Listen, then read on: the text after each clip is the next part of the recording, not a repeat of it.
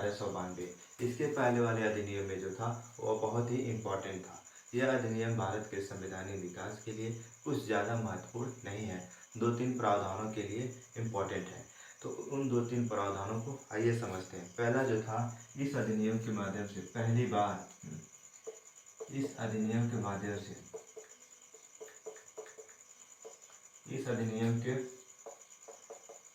से निर्वाचन पद्धति की शुरुआत की गई।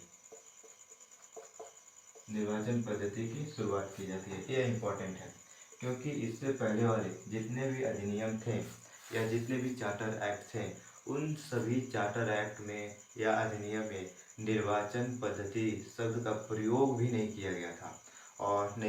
लेकिन भारत परिषद अधिनियम 1892 में इस चार्टर के माध्यम से भारत के संवैधानिक विकास में बहुत ही बड़ा फैक्टर आया, क्योंकि इस अधिनियम के द्वारा पहली बार गैर सदस्यों की नियुक्ति के लिए निर्वाचन पद्धति का प्रयोग किया गया और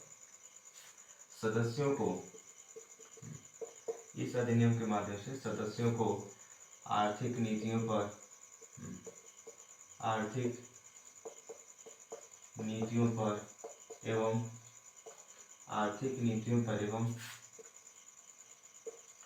बजट पर बहस करने की अनुमति दी गई।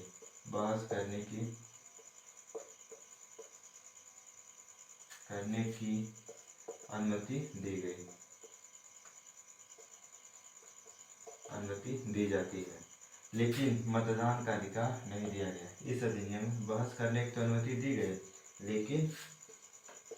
लेकिन मतदान का अधिकार नहीं दिया गया। यह एक इम्पोर्टेंट है। आपको ब्रिटिश के नीतियों पर, उसके बजट पर आप बहस कर सकते हैं, सवाल पूछ सकते हैं, लेकिन मतदान नहीं कर सकते हैं। सवाल भी पूछ सकते हैं।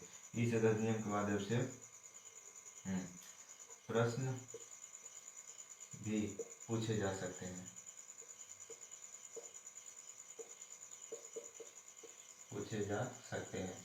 यह इम्पोर्टेंट है। इस अधिनियम के माध्यम से पहली बार भारत के संवैधानिक विकास में निर्वाचन पद्धति का प्रयोग किया गया।